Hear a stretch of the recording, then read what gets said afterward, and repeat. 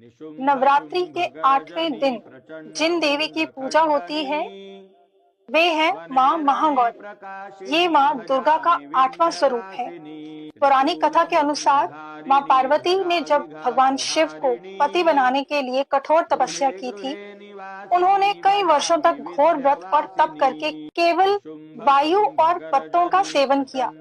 इस कठिन तपस्या के कारण उनका शरीर धूल, मिट्टी और कठोरता से काला और दुर्बल हो गया। जब भगवान शिव उनकी इस तपस्या से प्रसन्न हुए, तो उन्होंने माँ पार्वती को स्वीकार कर लिया। तभी उन्होंने गंगा जी के जल से माँ पार्वती को स्नान कराया।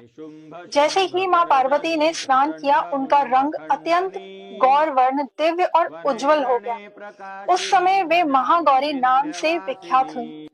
इनकी 4 भुजाएं हैं, एक हाथ में त्रिशूल, दूसरे हाथ में डमरू, तीसरे हाथ में वर मुद्रा, चौथे हाथ में अभय मुद्रा में रहती हैं। इनका वाहन सफेद बैल है।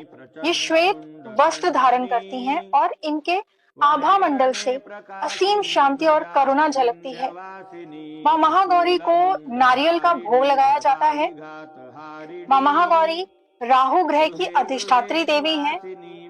माँ महागौरी की कथा से ये स्पष्ट होता है कि सच्ची श्रद्धा, तपस्या और भक्ति से किसी भी लक्ष्य को पाया जा सकता है।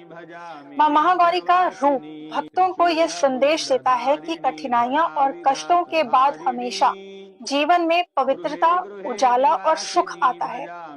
माँ महागौरी की उपासना से जीवन के सभी कष्ट और दुख समाप्त होते हैं।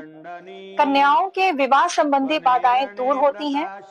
भक्तों को पवित्रता, शांति, समृद्धि और मोक्ष की प्राप्ति होती है। इसलिए नवरात्रि की अष्टमी तिथि को माँ महागौरी की पूजा और कन्या पूजन का विशेष महत्व है। Stay tuned for more. नमः शिवाय।